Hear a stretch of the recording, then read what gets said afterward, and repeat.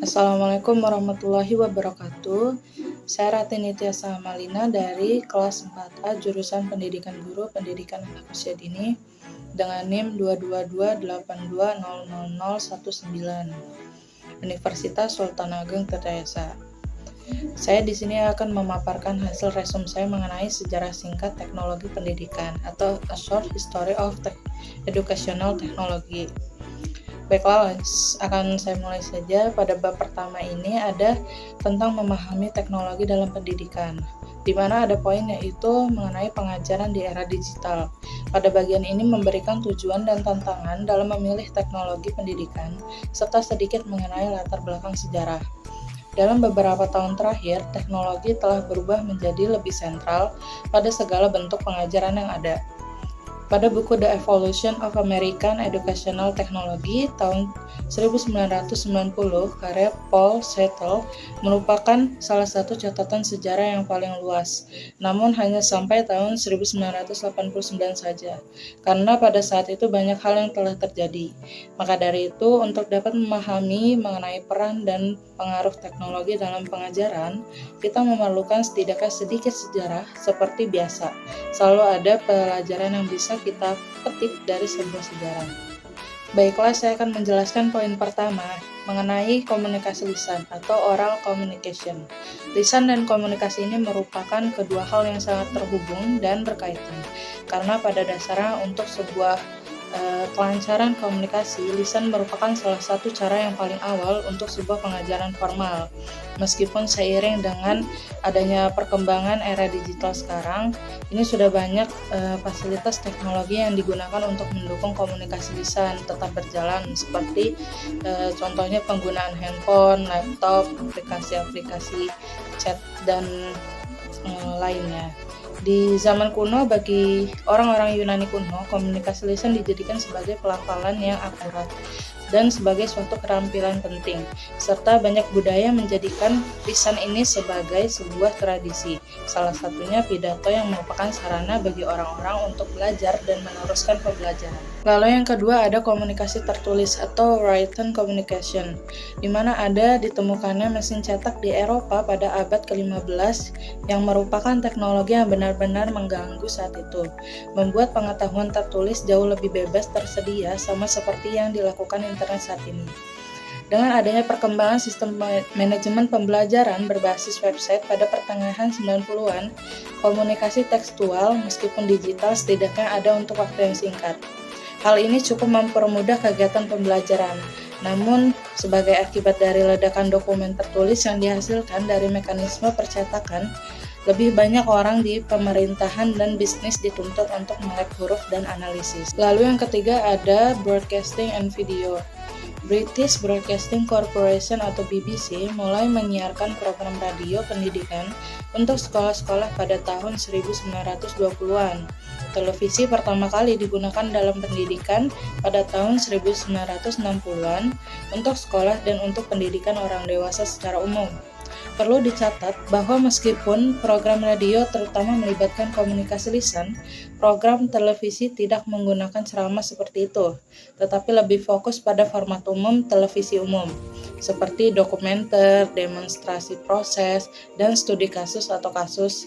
Penggunaan televisi untuk pendidikan pada tahun 1970-an, terutama di lembaga internasional seperti Bank Dunia dan di UNESCO dianggap sebagai obat mujarab untuk pendidikan di negara-negara berkembang. Namun harapan ini cepat memudar ketika kenyataan kurang listrik, biaya keamanan, peralatan yang tersedia untuk umum, iklim, penolakan dari guru lokal, dan masalah bahasa serta budaya lokal menjadi sangat jelas.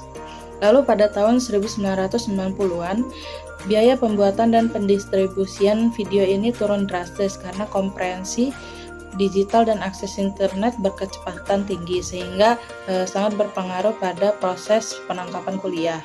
Lalu muncullah YouTube pada tahun 2005 yang dibeli oleh Google pada tahun 2006.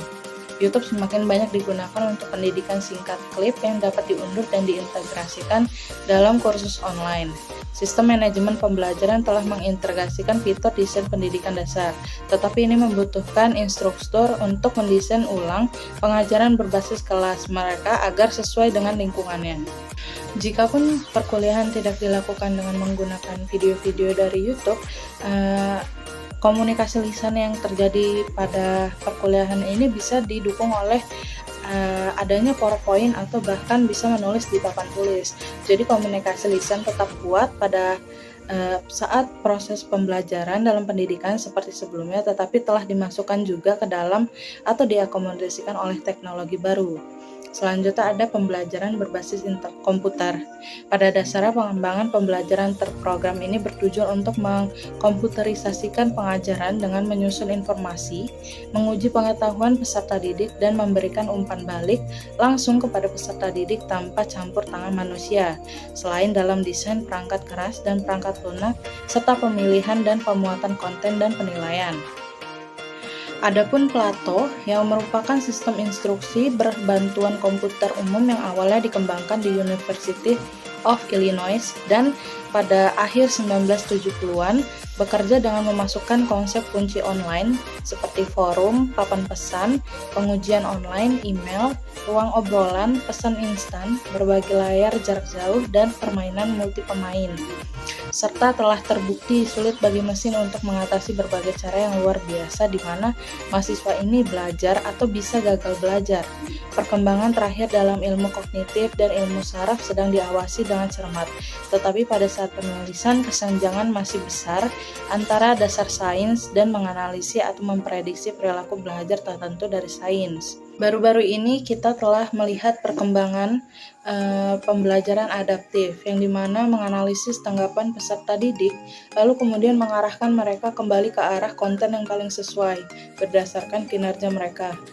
Selanjutnya ada jaringan komputer, di mana terdapat browser web pertama Mosaic tersedia pada tahun 1993.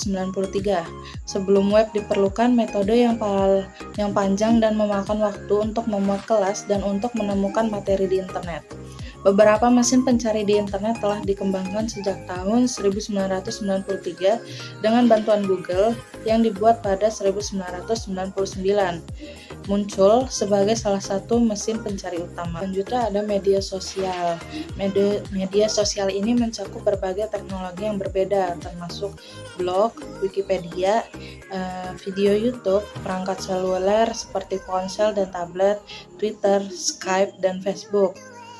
Pada saat penulisannya, media sosial baru saja diintegrasikan ke dalam pendidikan formal, dan hingga saat ini nilai pendidikan utamanya adalah dalam pendidikan non-formal seperti membina komunikasi praktik online atau di sekitar, tapi pengajaran di kelas seperti tweet selama kuliah atau penilaian instruktur. Selanjutnya ada pergeseran paradigma. Dapat dilihat bahwa pendidikan telah mengadopsi dan mengadaptasi teknologi dalam jangka waktu yang sama. Ada beberapa pelajaran yang berguna dapat dipetik dari perkembangan masa lalu dalam penggunaan teknologi untuk pendidikan, khususnya bahwa banyak klaim yang dibuat untuk teknologi yang baru muncul kemungkinan besar tidak benar atau baru. Namun yang membedakan era digital dengan semua zaman sebelumnya adalah laju perkembangan teknologi yang pesat dan keterlibatan kita dalam aktivitas berbasis internet.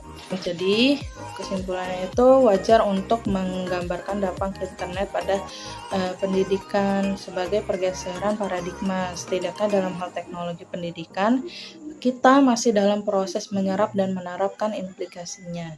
Sekian saja dari saya, kurang lebihnya mohon maaf. Terima kasih. Wassalamualaikum warahmatullahi wabarakatuh.